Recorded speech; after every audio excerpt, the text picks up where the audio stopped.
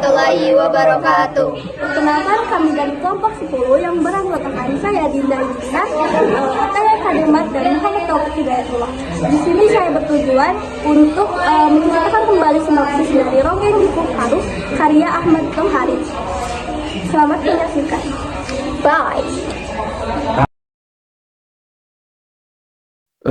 Di awal cerita kita diperkenalkan dengan 3 anak laki-laki yang bernama Darsun, Warta, dan Rasus yang sedang mencoba mencabut singkong tapi tidak berhasil. Tapi mereka mengencingi tanah singkong tersebut dan berhasil mencabut singkong tersebut. Mereka bercanda setelah mereka mengencingi singkong itu. Ketika di perjalanan pulang, mereka bertemu dengan seorang anak perempuan yang bernama Serintil. Ketika itu, Serintil mengajak bermain Rasus, Warta, dan Darsun. Serintil ingin bermain layaknya seorang ronggeng, namun dengan diiringi oleh alat musik, yaitu 3 anak laki-laki tersebut yang menjadi alat musik tersebut dengan bersiul. Warta, Darsun, dan Rasus mengiringi Serintil yang sedang menari layaknya seorang ronggeng. Dia menari layaknya ronggeng yang sangat centil. Rasus berpikir bahwa Serintil kan tidak pernah melihat ronggeng sebelumnya. Nah, bagaimana dia bisa mengetahui gerak-gerik menarinya ronggeng? Apakah dia kemasukan indangnya? Rasus pun tidak tahu. Ketika sudah sore, Rasus, Warta, dan Darsun bungkam suara. Mereka telah lelah. Namun, Serintil bersikeras ingin bermain lagi. Rasus sempat menolak karena lelah, tetapi Serintil ingin bermain dengan memberikan hadiah, yaitu sebuah ciuman kepada pipi Rasus, Warta, dan Darsun. Ketika itu pun mereka langsung bermain lagi dan bermain layaknya ronggeng lagi. Ketika mereka sudah lelah lagi, Serintil tetap ingin bermain dengan Rasus mencium pipi Serintil, Warta mencium pipi Serintil, dan Darsun mencium pipi Serintil. Kata Reja sebagai dukun ronggeng paru, dan Sakarya sebagai kakeknya Serintil mengatakan bahwa Serintil telah kemasukan indang ronggeng, dan Sakarya pun tidak percaya, namun tetap kekeh dibuat percaya oleh Kartareja. Ketika itu, Sakarya dan Kartareja mengikuti Serintil yang sedang bermain di bawah pohon nangka. Sakarya pun tidak percaya, namun ia sudah melihatnya secara langsung bahwa Serintil telah kemasukan indang ronggeng. Ketika itu, di bawah pohon nangka, Rasus sangat kagum karena dia bisa melihat Serintil menari-nari layaknya ronggeng. Ketika pulang, Sakarya ingin Serintil menjadi ronggeng dengan Kartareja yang pada malam hari, rumah Kartareja telah dipenuhi dengan lampu-lampu bambu dan penuh dengan orang-orang ramai. Pada itu Rasus yang ingin tahu ada apa, ternyata akan diadakannya ronggeng. Yang menjadi ronggengnya itu Serintil yang sedang didandani oleh Nyai Kartareja. Ronggeng pun sudah dimulai. Serintil menari-nari dan sangat menggoda laki-laki. Ketika itu pun semua perempuan yang ada di sana atau istri-istri yang mempunyai suami mengatakan bahwa ingin suaminya memiliki ronggeng tersebut karena saking cantiknya. Rasus pun tidak percaya dengan apa yang dilihatnya bahwa Serintil sudah akan menjadi ronggeng. Rasus juga tidak percaya bahwa dia telah mencium pipi seorang ronggeng yang sangat cantik jelita. Begitulah kira-kira. Pada keesokan harinya, Rasus menceritakan bahwa kenapa ibunya dan ayahnya meninggal. Pada waktu itu, Santaib yang menjadi ayahnya Serintil, tukang pembuat tempe bongkrek, dia menjual tempe bongkreknya kepada seluruh warga Dukuh Paru. Namun ketika itu semua warga Dukuh Paru terjatuh dan tergelepak akan kesakitan. Tidak lama mereka meninggal dunia, tidak terkecuali ibunya Rasus dan ayahnya Rasus. Semua warga mendatangi rumah Santaib Santaib ayahnya Serintil yang mengatakan bahwa Santaib telah meracuni semua warga Dukuh Paru. Namun ia menolak, bahwa mengatakan asu buntung, tempe bongkrekku tidak beracun, aku akan membuktikannya. Dengan itu Serintil berlari membawa tahu bongkrek itu. Lalu dia mencoba ingin memakan tahu bongkrek itu. Namun Sakarya sebagai ayahnya Santaib melarang itu, bahwa dia mengatakan jangan menantang kematianmu. Dia tidak peduli. Lalu dia memakan sebanyak-banyaknya tahu bongkrek itu. Merasa itu istrinya Santaib, yaitu sebagai ibunya Serintil, dia juga ikut merasakan ingin membuktikan tahu bongkrek itu tidak beracun. Lalu ia memakan tahu bongkrek itu bersama dengan Santaib. Lalu Santaib berkata, "Mana, lihat, aku tidak apa-apa," kata Santaib. Kata warga, "Asu buntung, kalian berdua telah meracuni warga Dukuh Paru." Bahwa benar saja, tahu bongkrek itu telah terkontaminasi oleh zat-zat berbahaya di sumur yang telah diketahui oleh warga tersebut. Lalu mereka berdua berlari ke rumah Dan tidak lama kemudian, perut mereka terasa sakit dan tenggorokannya panas. Lalu ia berkata, "Oh, istriku, kita sudah tidak akan lama lagi." Mereka berhayal bahwa di depan mereka yaitu istri Sang Taib membayangkan istrinya sebagai makhluk hitam legam. Terus istrinya membayangkan Sang Taib sebagai Ki Seca Menggala. Dia melihat Noteh Serintil yang masih bayi, melihat kasihan apakah dia akan kehilangan kedua orang tuanya. Begitu. Lalu tidak kemudian mereka meninggal dunia. Pada saat itu Rasus telah menceritakan apa yang terjadi kepada warga Dukuh Paruk sebelumnya karena telah meninggal masal. Rasus menduga bahwa ibunya Rasus itu telah dibawa oleh mantri-mantri yang ingin mengetahui apa penyebab warga Dukuh Paruk meninggal dunia. Rasus sangat kesal dan membayangkan bahwa Serintil adalah sebagai ibunya yang sangat cantik, mulus, dan langsung pipinya sangat bagus. Pada bab selanjutnya, Sakarya ingin menjadikan Serintil sebagai ronggeng dengan Kartareja dengan dua persyaratan, yaitu Serintil harus dimandikan di depan makam Ki Seca Menggala. Rasus pun tidak menyangka hal itu. Serintil akan menjadi ronggeng sepenuhnya. Ketika persiapan itu, semua orang-orang mengiringi Serintil yang akan dimandikan di depan makam Ki Seca Menggala. Mereka mencari makam Seca Menggala, lalu dipersiapkanlah pemandian yang akan dilaksanakan oleh Serintil. Lalu Serintil dimandikan, terus tidak lama kemudian dia akan menari, tetapi lagu saat ini tidak ada unsur-unsur cabulnya. Nah, ketika itu Kartareja yang sedang ke Kartareja tiba-tiba kemasukan arwah Ki Seca Menggala yang langsung ingin bertayub kepada Serintil pada saat menari. Rasus yang merasa kesal karena Serintil sedang bertayub dengan Kartareja yang dimasuki arwah Ki Seca Menggala, itu sangat kesal. Lalu Kartareja yang dimasuki oleh Ki Seca Menggala memeluk Serintil dengan erat, bahwa ketika itu Serintil sangat sesak napas ingin dilepaskannya. Sakarya yang sangat panik mencoba melepaskan pelukan Kartareja dari pelukan Serintil dari Kartareja yang kemasukan Ki Seca Menggala. Ketika sudah itu, Serintil yang sangat kaget dan berdebar-debar diajak kabur oleh Rasus ke Dukuh Paruk untuk meninggalkan makam Ki Seca Menggala. Pada saat itu warga-warga sangat tegang, namun tidak menyadari bahwa Serintil telah pergi dengan Rasus. Mereka bertanya-tanya, mereka berbicara di sana. Tapi Rasus bahwa dia tidak menerima bahwa persyaratan selanjutnya akan yaitu malam buka kelambu, yaitu malam yang akan memberikan keperawanan Serintil kepada lelaki yang dapat memenuhi syarat oleh Kartareja. Pada malam itu, pada esoknya, Kartareja ingin mesayembarakan keperawanan Serintil, yaitu pada malam Sabtu, karena itu adalah persyaratan malam buka kelambu. Rasus yang sangat sakit hati merasa cemburu bahwa tidak lama lagi keperawanan Serintil akan diperjualbelikan. Datang seorang laki-laki yang bernama Doer. Doer mencoba ingin memenangkan sayembara itu, namun syaratnya yaitu 1 ringgit emas. Bayangkan, mahal sekali ya, 1 ringgit emas. Ketika itu Doer hanya mempunyai 2 keping perak yang diambil dari kedua orang tuanya melalui cara mencuri dari kedua orang tuanya. Namun Kartareja tidak ingin menerimanya karena seringgit emas dengan 2 keping perak tidak cukup. Lalu Kartareja bernegosiasi bahwa saya ambil 2 keping emasnya, namun malam nanti kamu harus mendapatkan satu ringgit emas. Kalau tidak, 2 keping perak tersebut akan hangus. Doer pun sangat tersinggung, lalu ia mengiyakan, lalu dia pergi. Di malam itu Rasus terlihat kecewa dan sangat marah kepada Kartareja. Serintil mengajaknya Rasus melihat Serintil yang sedang ke makam Ki Seca Menggala, tapi Rasus mengikutinya dari belakang. Dia mengetahui bahwa Rasus telah mengikutinya.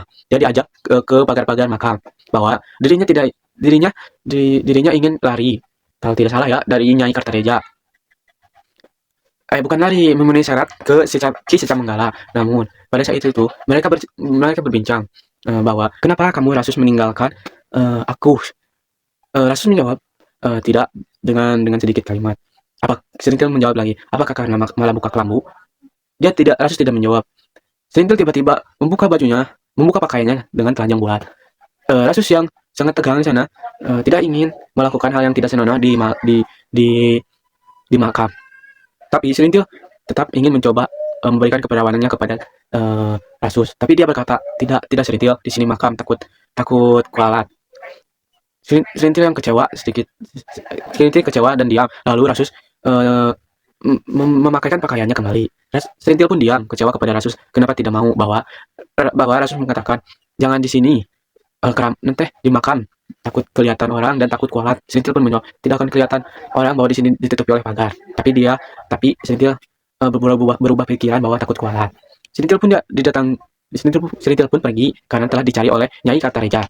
Rasus pun pergi. Pada malam itu, malam buka kelambu, datanglah Doer dengan kerbau yang dimilikinya kepada Kartareja bahwa mengatakan, hanya ini yang aku miliki, tidak ada satu ringgit emas. Kata Doer. Kartareja pun menganggap ini tidak cukup.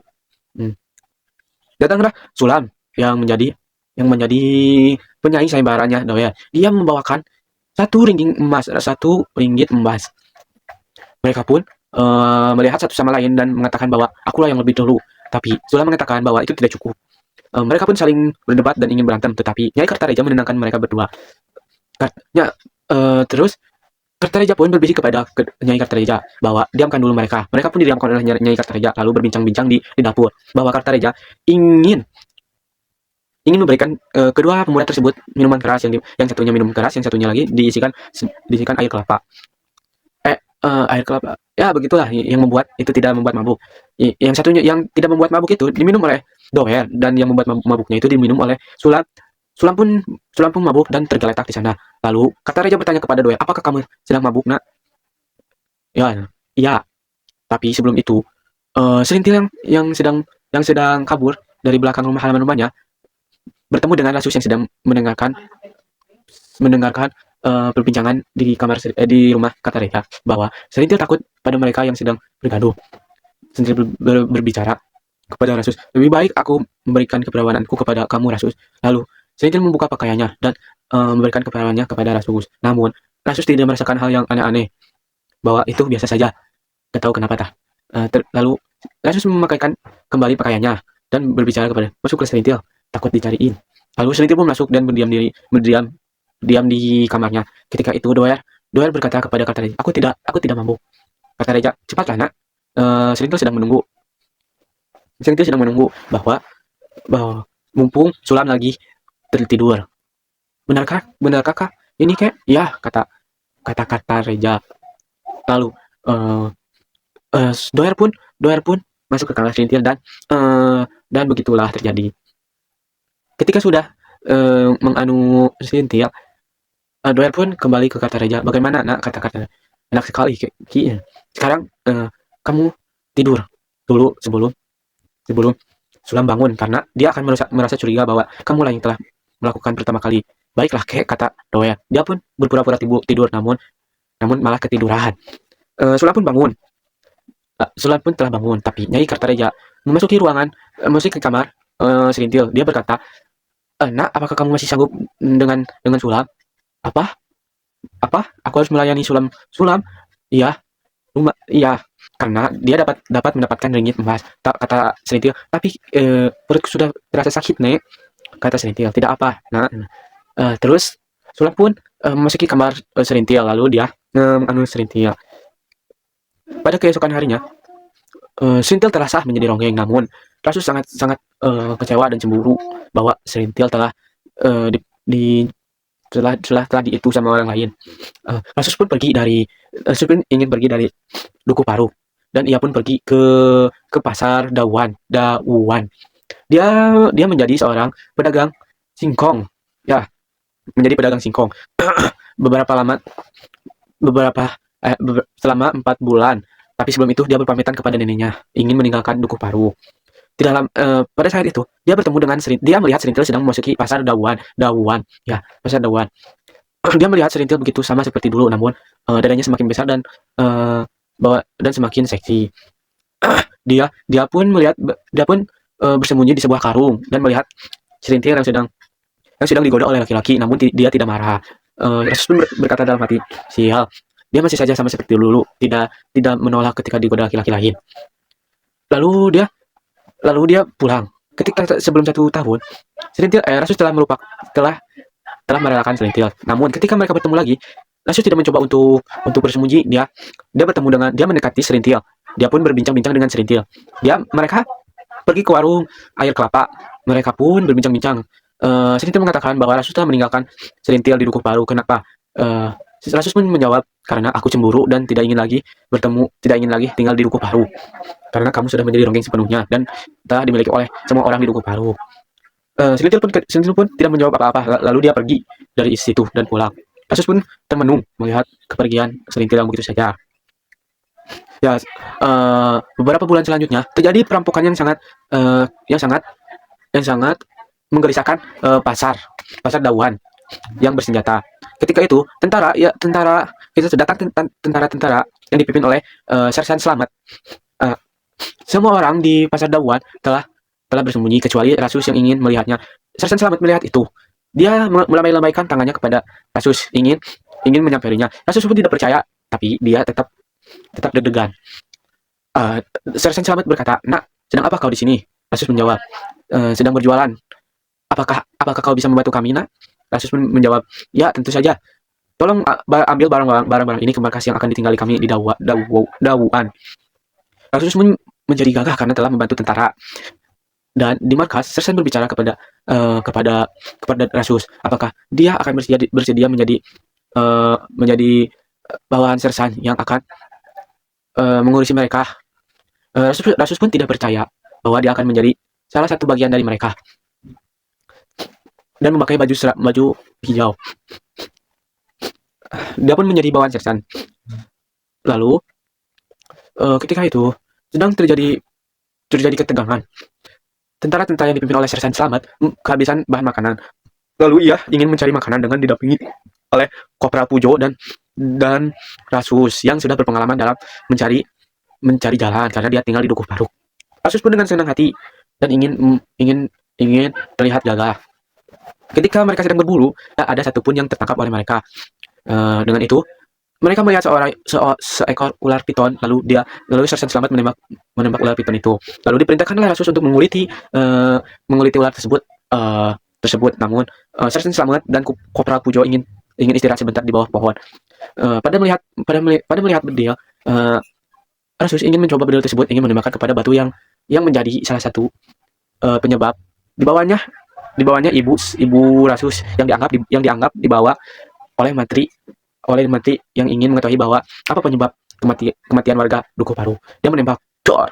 Lalu Sersan Slamet dan Kopral Pujo terbangun, lalu melihat Rasus yang terlihat sedang kesurupan. Namun Rasus tidak kesurupan, malah dia merasa hatinya lega telah menembak si brengsek itu. Padahal itu batu yang dimirip-miripkan. Lalu dia dibawa oleh Sersan Slamet dan berkata, "Kamu kenapa, Nak?" kata Sersan Slamet. Rasus meminta maaf bahwa dia siap menerima hukuman dari Sersan Slamet. Kata Sersan Slamet, "Baiklah, tapi jangan diulangi lagi. Aku pun tahu bagaimana rasanya menjadi kamu," kata Sersan Slamet. Ya, kata Rasus. Dan malam hari terjadi ketegangan karena perampok ingin merampok di Dukuh Paru, tidak lain di rumah Kartareja yang memiliki Selintil sebagai kekayaan terbesar di Dukuh Paru. Sersan Slamet pun membagi menjadi beberapa kelompok. Kopral Pujo dan Rasus ditugaskan untuk ke Dukuh Paru. Pada saat itu mereka ke Dukuh Paru, lalu menemukan perampok itu ingin ke rumah Kartareja, namun Kopral Pujo tidak memiliki keberanian untuk itu. Lalu Kopral Pujo ingin mencari bantuan kepada Sersan Slamet. Tidak ada pilihan lagi bagi Rasus yang akan menyelamatkan Selintil. Lalu setelah halaman rumah Selintil, Rasus membunuh satu penjaga di depan. Dia pun tidak percaya bahwa telah membunuh orang, tetapi ini keadaan sangat genting. Melihat bedil yang dibawa oleh orang yang telah dibunuhnya, dia membawa bedil tersebut lalu membunuh dua yang sedang berada di dalam rumah Kartareja. Dia pun berlari keluar, membuang bedil tersebut ke bawah sawah. Lalu datang Sersan Slamet yang akan melanjutkan tugas menyelamatkan tersebut. Dia berkata, "Di dalam masih telah membunuh 2 orang."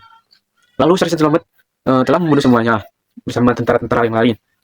Di dalam, Selintil termangu dan Kartareja termangu juga. Namun Selintil didatangi oleh Rasus yang mengajaknya pulang ke rumah neneknya. Di rumah neneknya, Serintil ingin tinggal bersama Rasus selamanya. Namun, karena kejadian itu, Rasus ditawarkan oleh Sersan Slamet untuk menjadi tentara. Pada malam harinya, Rasus ingin kembali ke Dauan untuk menjadi tentara. Namun, Serintil melarangnya. Dengan beribu-ribu alasan dan pengalaman di luar Dukuh Paruk, Rasus mencoba beralasan. Serintil tetap ingin menjadi milik Rasus. Pada malam hari itu, Rasus tidak dapat tidur karena Serintil mencoba menganu Rasus. Rasus pun tidak ingin bahwa tidak akan. Mereka pun tidur. Rasus melihat Serintil masih terlelap di rumah neneknya, lalu dia mendatangi kamar neneknya dan memberikan semua uang yang disakunya kepada neneknya ketika tidur. Rasus pun keluar melihat Dukuh Paruk dan pergi untuk menjadi tentara. Ketika itu, Serintil yang bangun dan melihat bahwa Rasus yang sudah tidak ada, menghampiri neneknya Rasus. Apakah dia ada di sana? Ternyata tidak. Dia keluar mencari Rasus. Tidak ada juga. Dia tidak ingin menjadi ronggeng dan tidak menaiki panggung lagi. Sudah lama Serintil tidak berniat untuk menjadi ronggeng pada saat itu. Pada saat itu pun datanglah sebuah kakek-kakek yang ingin melihat Serintil, namun Serintil tidak mau. Serintil pun berlari ke Pasar Dauan yang sedang dikejar oleh Nyai Kartareja karena ingin dia tetap menjadi ronggeng karena itu salah satu sumber penghasilannya. Serintil pun ke Pasar Dauan dan beristirahat di sebuah toko lontong. Dia pun tertidur. Pemilik lontong tersebut merasa kasihan kepada dia dan merasa keibuannya telah terpanggil. Lalu ketika terbangun, Serintil meminta minum, tapi dia sambil menangis karena telah mendengarkan lagu asmara yang dimainkan oleh Mistera. Kata pemilik lontong tersebut, "Apakah kamu menangis, Nak?" Tidak. Berikan saja saya air. "Apakah kamu lapar?" "Tidak," kata Serintil. Jangan berbohong, aku sudah menjadi ibu selama lanjut usia. Dia pun memberikan lontong yang sangat panas, lalu Serintil mengalah dan menghabiskan lontong tersebut. Lalu dia pergi dan ingin Mistera memainkan lagu itu selama mungkin. Sudah 20 babak, Mistera pun merasa kelelahan dengan istrinya, namun Serintil ingin tetap dia bermain. Tapi sudah akan malam. Serintil pun marah, tetapi neneknya datang. "Nak, cucuku, kamu di sini." Serintil pun langsung meluluh. Mereka berdua pun kembali ke Dukuh Paruk. Tapi sebelum itu, Serintil ditepuk pantatnya oleh Kopral Pujo. Tapi dia sekarang membalas dan malah berkata kepadanya, "Aku memang dulu seorang ronggeng, namun sekarang aku bukan ronggeng." Kopral Pujo pun merasa panik. Lalu ia berkata, "Apakah kamu Serintil?" "Ya, kenapa kamu terlihat lesu?" Jawab Serintil, "Tidak." "Apakah kamu dengan Rasus ada hubungan?" Jawab Serintil, "Tidak." Serintil pun bertanya, "Apakah Rasus masih di sana?" Jawab Kopral Pujo pun berkata, "Tidak, dia sedang menjalani pendidikan menjadi tentara bersama Sersan Slamet." Serintil pun merasa kecewa lalu pergi bersama neneknya. Tampi membawa Goder ke rumah Sakarya untuk menjenguk Serintil yang sedang kehilangan semangat hidup. Serintil ingin menimang Goder dan bermain bersamanya, tetapi tidak lama mereka bermain, Goder ingin menetek kepada Serintil, tetapi dia tidak bisa mengeluarkan air susunya karena belum pernah hamil. Tetapi di lain sisi, Serintil berpikir bahwa Goder adalah anak kandungnya dengan Rasus. Tak lama dari sana, karena Serintil sering meneteki Goder, akhirnya air susu tersebut keluar dan semangat hidup Serintil kembali datang. Lalu orang-orang kampung merasa senang karena Serintil sudah kembali sehat. Tetapi mereka tidak puas dengan itu karena apalah arti seorang ronggeng jika tidak ada tarian dan suara musik. Sementara itu, suami istri Kartareja adalah dukun ronggeng. Mereka tahu segala tentang ronggeng dan mereka bersifat licik kepada Serintil. Dia adalah perantara untuk laki-laki yang ingin meniduri Serintil. Lalu ada laki-laki yang bernama Marsusi yang menginginkan tidur bersama Serintil. Dengan segala kemampuan Kartareja agar hal itu terjadi, hanya untuk mendapatkan emas 100 gram, tetapi ia berbicara kepada Marsusi, Serintil lah yang ingin mendapatkan emas tersebut. Di satu sisi, Serintil masih memikirkan atas apa yang dia dapat selama ini. Tidak jauh berbeda dengan perempuan lain yang dia juga ingin memilih gitu siapa yang pantas untuk dirinya. Lelaki pilihannya yaitu Rasus. Tetapi Rasus adalah salah satu lelaki yang sudah menapik dan juga menyakitinya. Marsusi dan Serintil dipertemukan dan saling berbincang, tetapi Serintil menolak ajakannya karena ia tidak mau bersetubuh lagi dengan semua pria. Karena penolakan tersebut, Nyai marah besar dan mencaci maki Serintil. Lalu Serintil merendungi berbagai macam hal. Tak lama dari situ, Sakum datang bersama anak dan istrinya untuk meminta Serintil menjadi ronggeng dukuh Paluk. Seperti dahulu, karena sumber uang Sakum ada di situ dengan keterbatasan fisik, yaitu ia buta mungkin ya. Ia hanya bisa menunggu Serintil untuk kembali. Di satu sisi, Sakarya memikirkan perilaku Serintil yang menolak lelaki itu. Apalah jadinya dukuh Paruk tanpa seorang ronggeng. Lalu Sakarya berjalan menuju bukit yang terdapat makam untuk dirinya dan makam orang tua Serintil mungkin ya. Di lain sisi, di rumah Sakarya ada perbincangan panas antara Serintil dan Pak Ranu, kepala kecamatan, yang mengajak Serintil dan Sakum untuk menghadiri acara Agustusan, tetapi Serintil terlihat ragu untuk mengiyakan ajakan tersebut, sehingga membuat Pak Ranu sedikit kesal dan pergi setelah membicarakan permintaan itu untuk Serintil. Serintil lebih baik dihukum daripada harus menari dalam keadaan hati dan raganya yang kosong. Serintil menghampiri rumah Sakum yang terlihat seperti gubuk. Sungguh miris dilihatnya, tetapi setelah mendatangi rumah Sakum, ia mempunyai pikiran yang terbalik dari apa yang diucapkannya tadi. Kepada Sakarya karena percintaannya membuat Dukuh Paru menjadi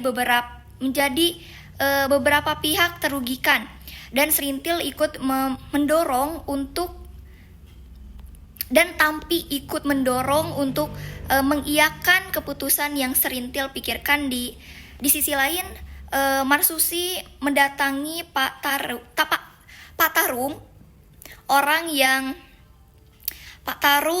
yang bisa membunuh tanpa menyentuh. Ia sangat kesal dengan Serintil yang sudah mempermalukannya, tetapi niat buruk itu hanya di awal,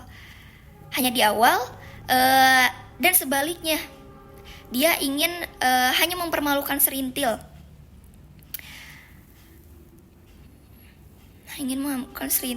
Lalu berita baiknya yaitu Serintil akan kembali meronggeng pada acara Agustusan, tetapi ada beberapa kekacauan yang diperbuat oleh Marsumi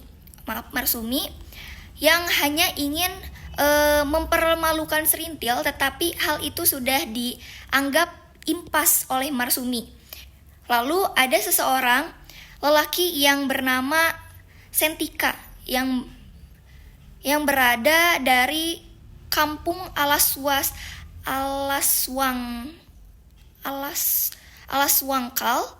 Alaswangkal yang memiliki anak lelaki. Serintil diundang untuk meronggeng dan menjadi gowok.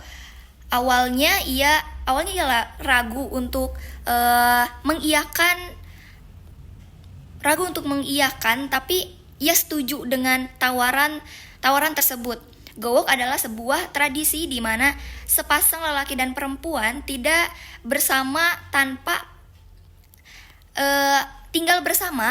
tanpa hubungan suami istri, hanya untuk menaikkan aura kelelakian seseorang. Tetapi Serintil gagal menjadi gowok untuk Waras karena Waras tidak pernah bersetubuh dengan Serintil. Dukuh Paru sangat tidak menyetujui adanya partai atau lambang, tetapi karena adanya Bakar, mereka sempat terikat dengan rapat-rapat. Tidak lama Serintil dan Sakarya meminta tidak ingin ada keterkaitan lagi antara mereka, Tetapi tak lama dari itu ada yang membongkar makam Ki Sekamenggala dan Dukuh Paru menjadi bongkahan api yang membara karena tersemprotnya oleh rapat-rapat yang diselenggarakan oleh Bakar, mengakibatkan beberapa pihak ditahan oleh polisi, termasuk Serintil. Orang-orang yang ditahan mulai kembali, kecuali Serintil, yang entah keberadaannya di mana dan bagaimana. Di sisi lain ada rumah gubuk yang di dalamnya terdapat nenek Rasus yang mungkin terbilangnya sudah mau dijemput ajal. Tetapi ia selalu memanggil-manggil kalimat Rasus agar cepat kembali dari tugasnya. Kondisi nenek Rasus sudah tidak memungkinkan. Sahabat Rasus memberikan pesan dari telegram kepadanya agar cepat kembali untuk menemui neneknya. Kedatangan Rasus ke Dukuh Paru tidak sia-sia karena neneknya masih hidup. Tetapi tidak lama dari kedatangannya Rasus, neneknya meninggal dunia dengan tenang. Tetapi Rasus diberi permohonan oleh Sakarya untuk mencari Serintil, tetapi ia belum mengiyakan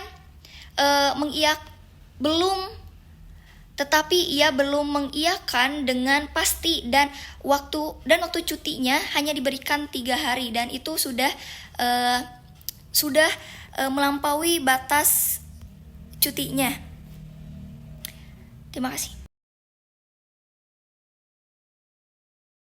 Nah, pada awalnya ada satu anak perempuan bersama dengan 2 adiknya melihat adanya seseorang yang sedang berlari-lari seperti ketakutan.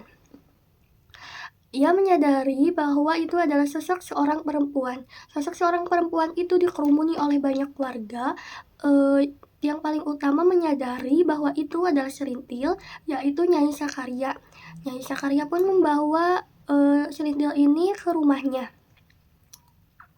Pada saat di rumahnya, Serintil itu ditanya-tanya tentang apa yang sudah terjadi selama 2 tahun ini. Namun si Serintil ini hanya diam membisu tanpa kata-kata.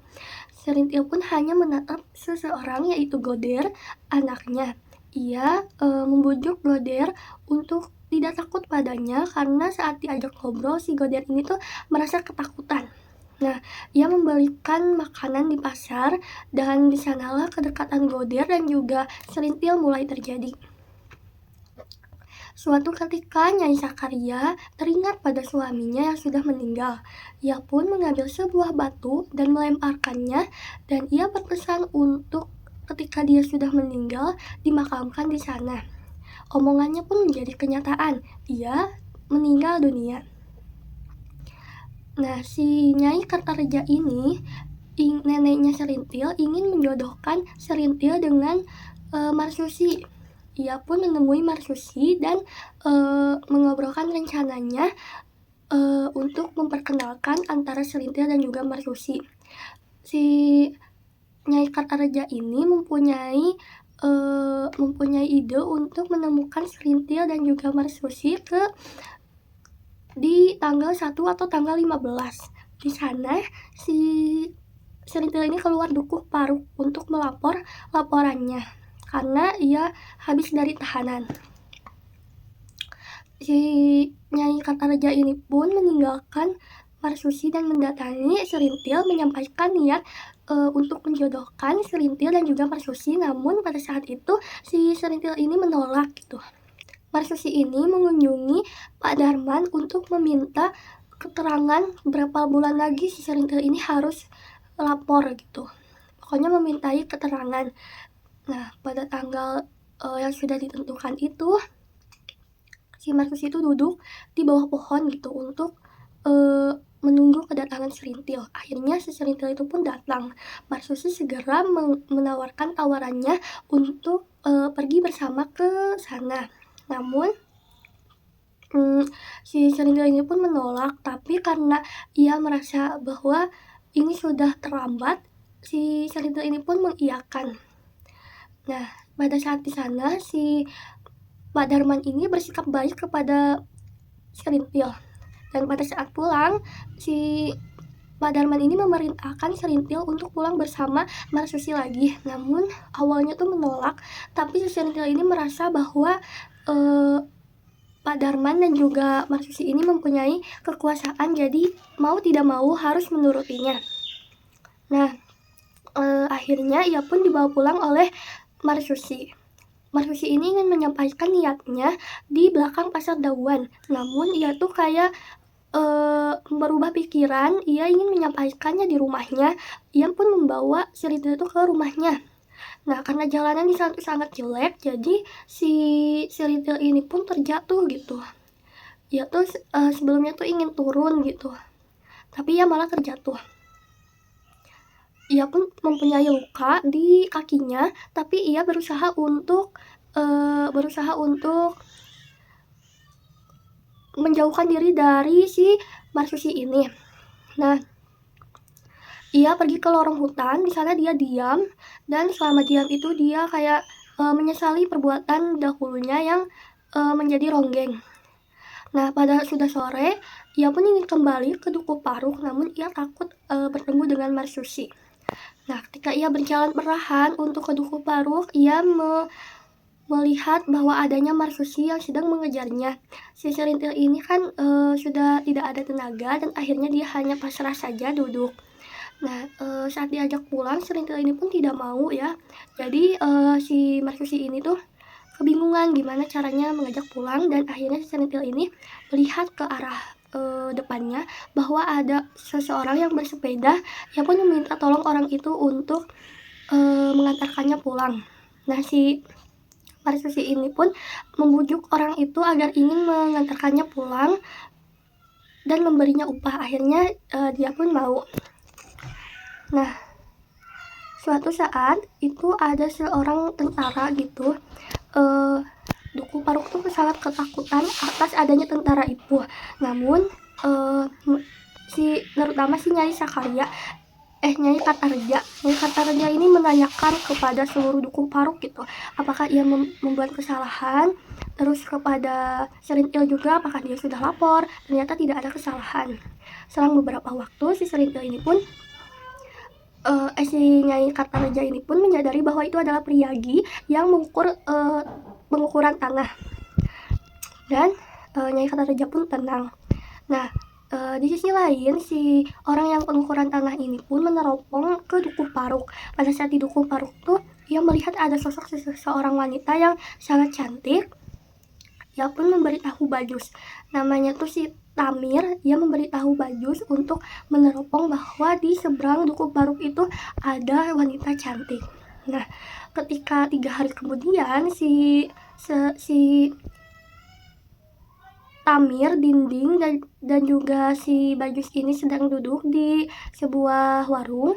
Ia mengetahui bahwa si Serintil ini adalah ronggeng, dan si Dinding dan juga si Tamir ini meminta izin kepada Bajus untuk tidak menginap di penginapan, melainkan akan ke Dukuh Paruk.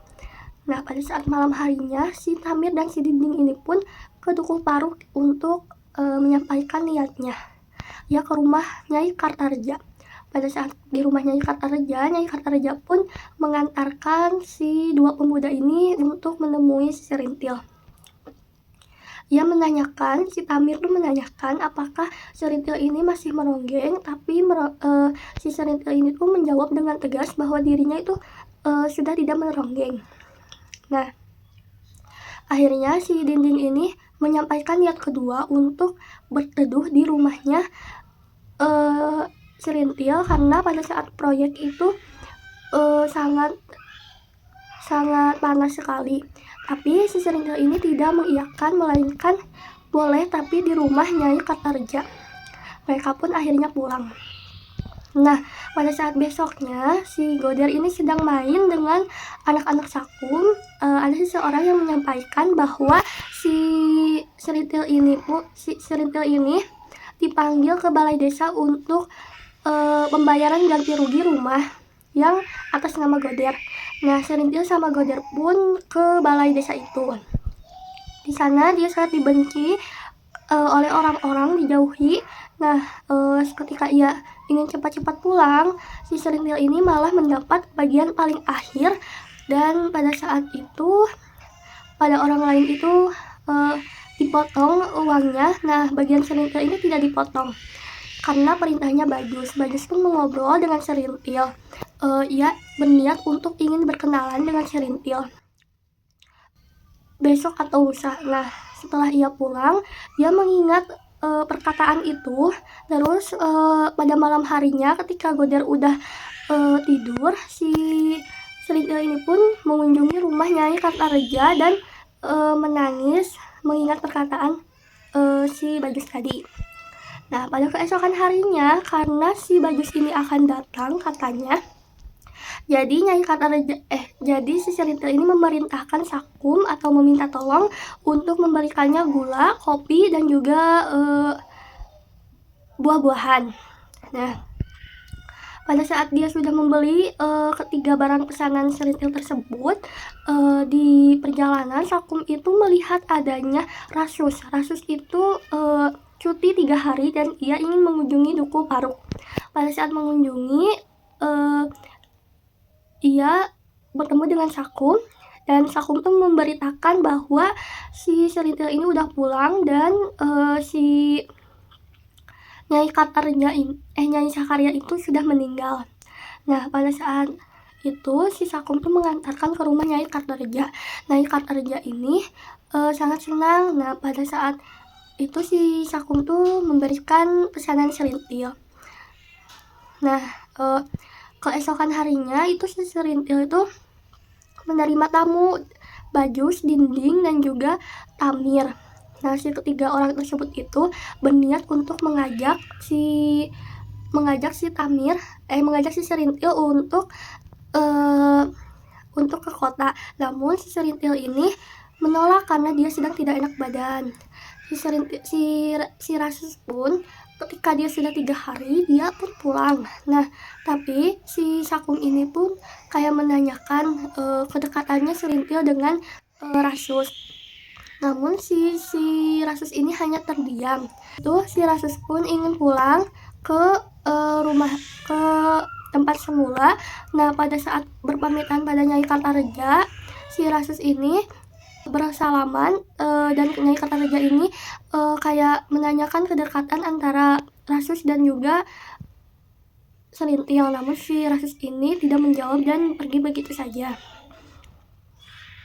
Nah, pada bab keempat ini si Nyai Kartareja ini membuka warung pecel dan juga kelapa muda gitu, dan sehingga orang-orang di sana pun pada tahu bahwa si Serintil dan Bagus ini sedang dekat gitu. Nah, suatu ketika Bagus pun memberitahu kepada Serintil bahwa ada rapat, dan sesudah rapat itu ada pesta.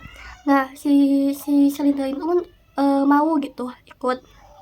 Pada saat ikut, ia ditempatkan di sebuah villa seberang hotel yang Bagus akan rapat. Nah, pada saat rapat itu selang 2 jam si Bagus itu